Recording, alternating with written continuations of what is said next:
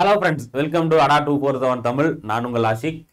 Sunita Williams, Butch Wilmore, இன்னும் 2 astronauts வெற்றிகரமாக வந்து தரையிறங்கிட்டாங்க. ஸோ நேற்று காலையில் பார்த்தீங்க அப்படின்னா இவங்க வந்த ஸ்பேஸ் எக்ஸோடைய க்ரூ டிராகன் அப்படிங்கிற ஸ்பேஸ் கிராஃப்ட் ஃப்ளோரிடா கடற்கரையில் வந்து வெற்றிகரமாக தரையிறங்குச்சு.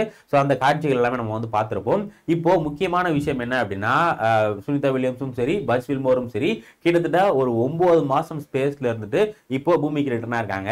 இதனால பார்த்தீங்க அப்படின்னா இவங்களுடைய உடல்ல நிறைய பாதிப்புகள் வந்து ஏற்படும் அப்படிங்கிற மாதிரி நிறைய தகவல்கள் வந்து வருது. ஏன் அப்படின்னா, நமக்கு பூமியில் இருக்கக்கூடிய தட்பவெப்பமாக இருக்கட்டும், கிராவிட்டியா இருக்கட்டும், எல்லாமே வந்து வேற மாதிரி இருக்கும். பட் ஸ்பேஸ்ல இது எல்லாமே வேற மாதிரி இருக்கிறதுனால யாரெல்லாம் ஸ்பேஸ்ல ரொம்ப அதிக நாள் இருந்துட்டு மறுபடியும் பூமிக்கு வராங்களோ அவங்களுடைய உடல்ல நிறைய மாற்றங்கள் வந்து ஏற்படும். ஸோ வந்ததுல இருந்து ஒரு 45 நாள்ல இருந்து ஒரு 3 மாசம் வரை பார்த்தீங்க அப்படின்னா இந்த மாதிரி விண்வெளி வீரர்கள் வந்து நிறைய இஷ்யூஸ் வந்து ஃபேஸ் பண்ணுவாங்க அப்படிங்கிற மாதிரி நம்ம கேள்விப்பட்டிருப்போம். ஸோ இப்போ சுனிதா வில்லியம்ஸ்க்கும் சரி, பட்ச்மோருக்கும் சரி, என்னென்ன முக்கியமான உடல்ல என்னென்ன மாற்றங்கள்லாம் ஏற்படும், என்னென்ன ஹெல்த் இஷ்யூலாம் ஃபேஸ் பண்ணாங்க அப்படிங்கிறத வந்து பார்க்க போறோம். ஸோ நம்ம பார்த்துருப்போம், அவங்க வந்து ஸ்பேஸ் கிராஃப்ட்ல இருந்து உள்ள வந்து வெளியே வந்தோடனே பார்த்தீங்க அப்படின்னா அவங்களால நடக்க முடியல. அவங்க என்ன பண்ணிருப்பாங்க, அவங்கள வந்து இந்த மாதிரி ஒரு ஸ்ட்ரக்சர் மாதிரி வச்சு தான் வந்து கூட்டு போயிருப்பாங்க. ஏன்னா அவங்க ஸ்பேஸ்ல நடந்துட்டு இருக்கவே மாட்டாங்க. ஸ்பேஸ்ல வந்து ஃபுல் அண்ட் ஃபுல் வந்து மிதந்துக்கிட்டு தான் இருக்கும். இப்போ நமக்கு வந்து நம்ம பூமியில நிக்கிறோம், நடக்கிறோம் அப்படின்னா நமக்கு வந்து கிராவிட்டி இருக்கு, ஓகேவா? ஸோ கிராவிட்டி, புவியீர்ப்பு சக்தி அப்படிங்கிறது பூமிக்கு இருக்கிறதுனால நம்ம பூமியில நிக்கிறோம். அதே மாதிரி எந்த பொருளை வந்து கீழே வச்சாலும்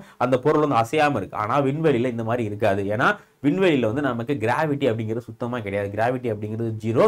அதனால இப்போ நம்ம விண்வெளிக்கு போனோம் அப்படின்னா நம்ம வந்து பறந்துக்கிட்டு தான் இருப்போம், ஓகேவா? நம்ம வந்து தரையில் நிக்கிற மாதிரி நிக்க மாட்டோம், சர்ஃபேஸ்ல நிக்க மாட்டோம். நம்ம விண்வெளி என்ன பண்ணுவோம், பறந்துக்கிட்டு தான் இருப்போம். அதே மாதிரி எல்லா ஆப்ஜெக்ட்ஸுமே, ஸோ விண்வெளியில என்னென்ன ஆப்ஜெக்ட்ஸ் இருக்கோ அந்த எல்லா ஆப்ஜெக்ட்டுமே பார்த்தீங்க அப்படின்னா சுத்திட்டு தான் இருக்கும். ஈவன் தோ தண்ணி கூட பார்த்தீங்க அப்படின்னா டிராப்லெட்டாக சுத்திட்டு தான் இருக்கும். நம்ம நிறைய வீடியோஸ்ல வந்து பார்த்துருப்போம். ஸோ முக்கியமான காரணம் என்ன அப்படின்னா, நமக்கு இங்க எர்த்ல கிராவிட்டி இருக்கு, ஸ்பேஸ்ல கிராவிட்டி இல்லை. இதுதான் வந்து மெயினான காரணம். ஸோ இதனால தான் நம்ம உடல்ல நிறைய உடல்நல கோளாறுகள் ஏற்படும். ஸோ முதல்ல இவங்க என்னென்ன உடல்நல கோளாறுகள் வந்து இது பண்ணுவாங்க அப்படின்னு பார்த்தீங்கன்னா, மெயின் எதுக்காக, மைக்ரோ கிராவிட்டி. ஸோ கிராவிட்டி இல்லை, ஓகேங்களா? ஸோ நுண் புவியீர்ப்பு ரொம்ப ரொம்ப கம்மியா இருக்கும். இப்போ பூமியில 9.8 அப்படின்னா அங்க வந்து 0 கிட்ட தான் வந்து கிராவிட்டி இருக்கும். ஸோ இதனால இவங்களுக்கு முதல்ல என்ன இஷ்யூ ஏற்படும் அப்படின்னா, phone and muscle deterioration. So இவங்களுக்கு வந்து பாத்தீங்க அப்படின்னா இவங்களுக்கு சதை மற்றும் எலும்பு இதுல ஒரு சில மாற்றங்கள் வந்து ஏற்படும், ஓகேவா?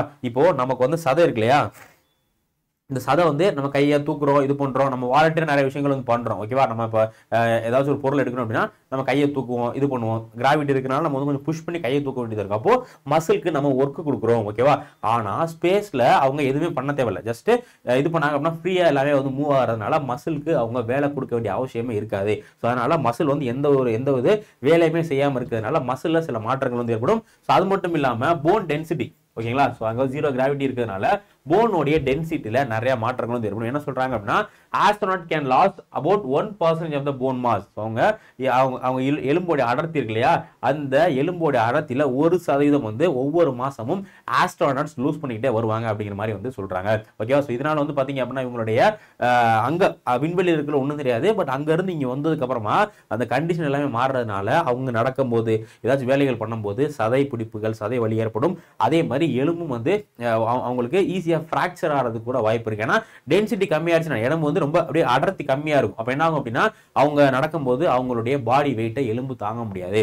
ஸோ அதனால எலும்பு வந்து ஃப்ராக்சர் ஆகிறதுக்கும் முக்கியமான வாய்ப்புகள் இருக்கு, ஓகேங்களா? So fractures upon return, okay. So இது முக்கியமா எலும்புல ஃபர்ஸ்ட் என்ன, எலும்புலையும் சரி சதைகள்லையும் சரி நிறைய மாற்றங்கள் ஏற்படுது. என்ன ரீசன்னால அப்படின்னா போன்ல வந்து டென்சிட்டி கம்மியாயிரும்.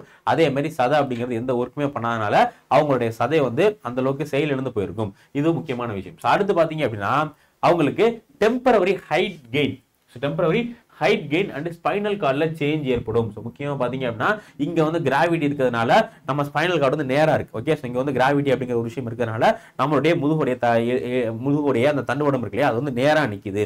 ஆனால் ஸ்பேஸ்ல வந்து கிராவிட்டி இல்லாதனால நம்மளுடைய ஸ்பைனல் கார்டு கொஞ்சம் பெண்டாக இருக்கும். ஏன்னா நம்ம வந்து மிதந்துக்கிட்டு தான் இருப்போம், ஸ்பேஸ்ல வந்து நம்ம மிதந்துக்கிட்டு தான் இருப்போம். ஸோ அதனால ஸ்பைனல் கார்டு பார்த்தீங்க அப்படின்னா கொஞ்சம் பெண்டாகி இருக்கும். ஸோ இப்போ இந்த மாதிரி இருந்துட்டு அவங்க திரும்ப இடத்துக்கு வந்து என்ன ஆகும் அப்படின்னா ஸ்பைனல் கார்டு மறுபடியும் நேராக வரும். ஸோ அந்த சமயத்தில் அவங்களுக்கு நிறைய வலிகள் ஏற்படுறதுக்கு வாய்ப்புகள் இருக்கு. ஸோ ஸ்பைனல் கார்டு பெயின் வந்து அவங்களுக்கு வந்து ஏற்படலாம். அதே மாதிரி பார்த்தீங்க அப்படின்னா ஸ்பேஸ்ல வந்து கிராவிட்டி இல்லாதனால அவங்களுடைய ஸ்பைனல் கார்டு கொஞ்சம் எலாங்கேட் ஆகிறதுக்கும் வாய்ப்பு இருக்கு. ஸ்பைனல் கார்டு வந்து கொஞ்சம் பெருசாகிறதுக்கும் வாய்ப்பு இருக்கு. ஸோ அதனால டெம்பரரியா அவங்களுடைய ஹைட்ல இன்க்ரீஸ் வந்து ஏற்படும். ஸோ அது மட்டும் இல்லாம இப்போ நமக்கு நார்மலா பூமியில வந்து முடி வந்து வளர்றதுக்கு ஒரு மாசம் ஆகுது அப்படின்னா அங்க வந்து 5 நாள் 10 நாள்லயே வந்து முடி வளர்ந்துடும். ஸோ முடி நெகம் இந்த மாதிரியான விஷயங்கள் எல்லாமே ஸ்பேஸ்ல ரொம்ப அதிகமாக வளரும். இது எல்லாத்துக்குமே வந்து முக்கியமான காரணம் என்ன?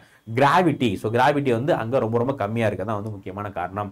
ஸோ இதனால என்ன பண்ணணும் பார்த்தீங்கன்னா உங்களுக்கு வந்து பேக் பெயின், அதே மாதிரி வந்து பார்த்தீங்க அப்படின்னா முதுகு தண்டுவடத்தில் சில வலிகள் இதெல்லாம் ஏற்படுறதுக்கு வாய்ப்புகள் இருக்கு. ஓகே, ஸோ அடுத்து வந்து பார்த்தீங்க அப்படின்னா food sensitivity and skin feeling. So நம்மளே வந்து இப்போ நமக்கு ஏதாச்சும் உடல் நல்ல சரியில்லாமல் போயிடுது, நம்ம பெட் ரெஸ்ட்ல இருக்கும், காலை வந்து ஊண்டவே இல்லை பெட் ரெஸ்ட்ல இருக்கும் அப்படின்னா முதல்ல காலை ஊண்டும் போது ஒரு 10 நாள் 15 நாள் நீங்க என்ன பண்றீங்க?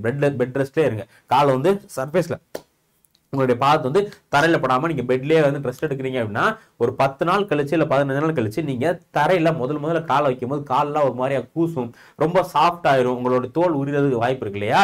அதே மாதிரி தான். ஸோ நமக்கு இங்க பூமியில இருந்துகிட்டே எப்படி இருக்கு அப்படின்னா இவங்க 9 நாள் என்ன பண்ணல, சர்ஃபேஸ்ல உங்களுடைய கால் வந்து படவே இல்லை. கால் வந்து பாத்தீங்க அப்படின்னா ஃபுல்லா பறந்துட்டு தான் இருக்கிறதுனால, ஃபுல்லா வந்து மிதந்துட்டு தான் இருக்கிறதுனால இவங்களுடைய கால் வந்து ரொம்ப ரொம்ப சென்சிட்டிவா இருக்கும். காலில் ஏதாச்சும் ஒரு சின்ன பொருட்கள் பட்டாலுமே வந்து ஒரு கூச்சம் மாதிரி ஏற்படும். ஓகே, அது வந்து ஒரு முக்கியமான விஷயம். அது மட்டும் இல்லாம இவங்களுடைய ஸ்கின், காலில் உள்ள ஸ்கின்னா இருக்கட்டும் இல்ல உடம்புல உள்ள தொலிகள் எல்லாமே வந்து மறுபடியும் உறிஞ்சிட்டு வளர்றதுக்கு வாய்ப்புகள் இருக்கு. ஓகேவா? ஸோ இதனால என்ன சொல்றாங்க அப்படின்னா பேபி ஃபீட். ஸோ இது வந்து பேபி ஃபீட் அப்படிங்கிற மாதிரி சொல்றாங்க. ஸோ அதனால இவங்க வந்து மறுபடியும் வந்து நடக்கிறது ரொம்ப சிரமப்படுவாங்க. அதுக்கு சில மசாஜ் இந்த மாதிரிலாம் பண்ணி தான் அவங்களும் ரெக்கவரி பண்ண வேண்டும். ஓகே, ஸோ அடுத்து கார்டியோவாஸ்குலர் சிஸ்டம். ஸோ நம்மளுடைய இந்த ஹார்ட் சர்க்குலேஷன் இருக்கு இல்லையா, இந்த சர்க்குலேஷன்லையும் வந்து நிறைய மாற்றங்கள் ஏற்படும். ஸோ நுண்ணீர்ப்பு விசையில் உடல் திரவங்கள் தலையை நோக்கி நகர்ந்து முகம் வீங்கி கால்கள் மெலிந்து போவதற்கான வழிவகுக்கிறது. ஸோ இதில் என்ன சொல்றாங்க அப்படின்னா இப்போ நமக்கு வந்து கிராவிட்டி இருக்கிறதுனால நம்மளுடைய பாடியில திரவங்கள் எல்லாமே கரெக்டா இருக்கு. ஓகேங்களா? ஸோ திரவங்கள் எல்லாமே வந்து ஒரு சீரான லெவல்ல இருக்கு. ஆனா ஸ்பேஸ்ல வந்து கிராவிட்டி இல்லை அப்படிங்கிறதுனால உடல்ல உள்ள எல்லா திரவங்களும் என்ன ஆகும் அப்படின்னு பாத்தீங்கன்னா நம்ம மூளை நோக்கி மூவ் ஆக ஆரம்பிக்கும். இப்போ காலில இருந்து உடம்புல எல்லாமே வந்து பிளட் இந்த மாதிரி திரவங்கள் தான் இருக்கு. இந்த மாதிரி பிளட் இந்த மாதிரி திரவங்கள் எல்லாமே எங்கே நோக்கி போகும்? நம்மளுடைய உடல்ல எல்லா பகுதியில இருந்தும் எங்க போனோம் அப்படின்னா மேல. ஏன்னா ஸ்பேஸ்ல கிராவிட்டி இல்லாத எல்லா பொருட்களும் மேல பறக்குது இல்லையா? அதே மாதிரி தான் நம்ம உடல்ல உள்ள லிக்விடும் என்ன பண்ணும்? நம்மளுடைய தலையை நோக்கி எல்லா லிக்விடும் வந்து மூவ் ஆக ஆரம்பிச்சிடும். ஓகேவா? ஸோ இதனால என்ன ஆகும் அப்படின்னா நம்ம மண்டை வீங்கிறது, முகம் வந்து ரொம்ப வீங்கிற மாதிரி வந்து காணப்படும். அதே மாதிரி காலில் நீர்ச்சத்து எதுவுமே இல்லாம கால் எல்லாமே ரொம்ப ஒடுங்கியும் காணப்படும். ஓகேவா? ஸோ இதுக்கு வந்து பார்த்தீங்க அப்படின்னா heart becomes 9.4% more spherical and potentially reducing it efficiency. அதே மாதிரி ஹார்ட்டோடைய, ஓகேங்களா, ஸோ ஹார்ட்டோடைய அந்த வடிவமே, ஹார்ட் நமக்கு இப்போ வடிவமா இருக்குன்னா ஹார்ட் கொஞ்சம் விரிவடைறதுக்கும் வாய்ப்பு இருக்கு. ஸோ அதனால ஹார்ட்டோடைய அந்த ஃபங்க்ஷன்லையும் நிறைய மாற்றங்கள் வந்து ஏற்படும். ஸோ இதெல்லாமே பார்த்தீங்க அப்படின்னா ஸ்பேஸ்ல இருந்துட்டு வேற ஆஸ்ட்ரோனட்ஸ் டே டு டே லைஃப்ல ஃபேஸ் பண்ணக்கூடிய விஷயம். அதே மாதிரி ரொம்ப முக்கியமான விஷயம் என்னன்னா cosmic radiation. So unlike Earth, space lacks protection from high energy cosmic ray. இப்போ நம்மளுடைய பூமியில பாத்தீங்க அப்படின்னா நமக்கு அட்மாஸ்பியர்ல பல அடுக்குகள் இருக்கு. முக்கியமா ஓசோன் இந்த மாதிரியான லேயர்ஸ்லாம் இருக்கிறதுனால சூரிய ஒளியில இருந்து வரக்கூடிய புற ஊதா கதிர்கள், அல்ட்ராவயலட் ரேஸ், இது எல்லாமே நம்ம வந்து நம்மளுடைய நிறைய லேயர்ஸ் தடுத்துட்டு நமக்கு பியூரான சன்லைட் தான் கொடுக்குது. ஆனா ஸ்பேஸ்ல அந்த மாதிரி லேயர்ஸ்லாம் இல்லாதனால அவங்க என்ன பண்ணுவாங்க? டைரக்டா சன்லைட் வந்து கன்சியூம் பண்ணுவாங்க. ஓகேவா? ஸோ அதனால astronaut radiation exposure equal to chest x-ray per day. ஓகேங்களா? ஸோ ஒரு எக்ஸ்ரே ஒரு நாளைக்கு எடுத்தோம் அப்படின்னா எந்த அளவுக்கு இது ஏற்படுமோ ஸோ அதே மாதிரி அவங்களுக்கு வந்து இது ஏற்படும். ஸோ இப்போ கிட்டத்தட்ட வந்து நான் 9 மாசம் இருந்திருக்கிறதுனால would absorb radiation equal to 270 chest x-ray. So நம்ம வந்து 270 நாள் எக்ஸ்ரே எடுத்தோம் அப்படின்னா நம்ம உடம்புல என்ன தாக்கம் என்ன மாற்றம் ஏற்படுமோ அதே மாதிரி இவங்களுக்கும் மாற்றம் வந்து ஏற்படும். ஓகேவா? ஸோ இதனால இவங்களுடைய இம்யூனிட்டி நோய் எதிர்ப்பு சக்தி வந்து பாதிக்கிறதுக்கு வாய்ப்பு இருக்கு. அது மட்டும் இல்லாம டிஷ்யூஸ் எல்லாமே கேன்சர் ஆகும். முக்கியமா எக்ஸ்ரேயோடைய தாக்கம் நமக்கு அதிகமா இருந்துச்சு அப்படின்னா கேன்சர் நோய் கூட ஏற்படுறதுக்கு வாய்ப்புகள் இருக்கு. ஓகே, ஸோ இதெல்லாம் தான் பார்த்தீங்க அப்படின்னா சுனிதா வில்லியம்ஸ் இது பண்ண போற முக்கியமான விஷயம். அதுக்கு அடுக்கிறது வந்து sleep disruption and mental health impact. So mental health impact வந்து பார்த்தீங்க அப்படின்னா அங்கே வந்து அவங்க தனிமையிலே இருந்திருப்பாங்க. ஒரு 3 பேர் 4 பேர் மட்டும்தான் ஸ்பேஸ் ஸ்டேஷன் இருப்பாங்க. ஸோ ரொம்ப தனிமையாக இருக்கும். எந்த ஒரு ஆக்டிவிட்டியுமே வந்து அவங்களால பண்ண முடியாது. ஸோ அதனால வந்து அவங்க நிறைய பேர் பார்த்தீங்க அப்படின்னா சைக்காலஜிக்கலாக வந்து ஆஸ்ட்ரன்ஸ் எல்லாமே அஃபெக்ட் ஆகிறாங்க.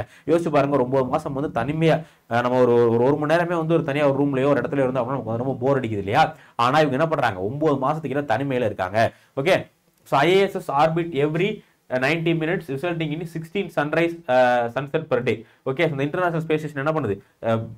90 நிமிஷத்துக்கு ஒரு சுத்தி வர்றதுனால ஸோ அவங்களுக்கு 16 sunrise and sunset per day. So ஒரு நாளைக்கு வந்து நம்ம ஒரு நாளையில 16 தடவை சூரியன் உதயமாகி சூரியன் வந்து மறையுது. ஓகேவா? ஸோ இதனால உங்களுக்கு ஃபுல் அண்ட் ஃபுல் அந்த டே நைட்கான அந்த விஷயங்கள் எல்லாமே வந்து மாறுது. So this disturb the cardiac rhythm leading to the sleep disorder. So இதனால அவங்களுக்கு தூக்கம் வரல நிறைய ப்ராப்ளம் வந்து ஏற்படும். So prolong isolation and confirmation in space May causes stress, anxiety and cognitive decline. So தனிமையில ரொம்ப நாள் இருந்ததுனால அவங்களுக்கு சைக்காலஜிக்கலா நிறைய ப்ராப்ளங்கள் வர்றதுக்கு வாய்ப்புகள் இருக்கு.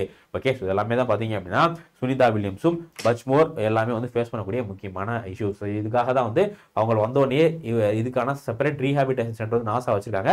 அந்த சென்டருக்கு வந்து நாசா கொண்டு போய் அவங்களுக்கான ட்ரீட்மெண்ட் எல்லா விஷயங்களையும் வந்து ப்ரொவைட் வந்து பண்ணிக்கிட்டு இருக்காங்க. ஹோப் இவங்க 2 பேரும் சீக்கிரமா வந்து ரெக்கவர் ஆகி வருவாங்க அப்படின்னு நம்புவோம். ஸோ இதே மாதிரி உங்களுக்கு இன்னும் வேற ஏதாச்சும் டாபிக் வேணும் அப்படின்னா மறக்காம அந்த டாபிக் கமெண்ட் செக்ஷன்ல கமெண்ட் பண்ணுங்க. ஸோ உங்களுக்கு அந்த டாபிக் சம்பந்தமா நம்ம வந்து வீடியோ எடுத்து போடலாம். ஸோ இன்னொரு வீடியோ நம்ம சந்திக்கலாம். டெய்லியும் நம்மளுடைய கரண்ட் அஃபேர்ஸ் செஷன் காலையில் 7 மணிக்கு நடந்துட்டு இருக்கு. மறக்காம அட்டன் பண்ணுங்க. தேங்க்யூ.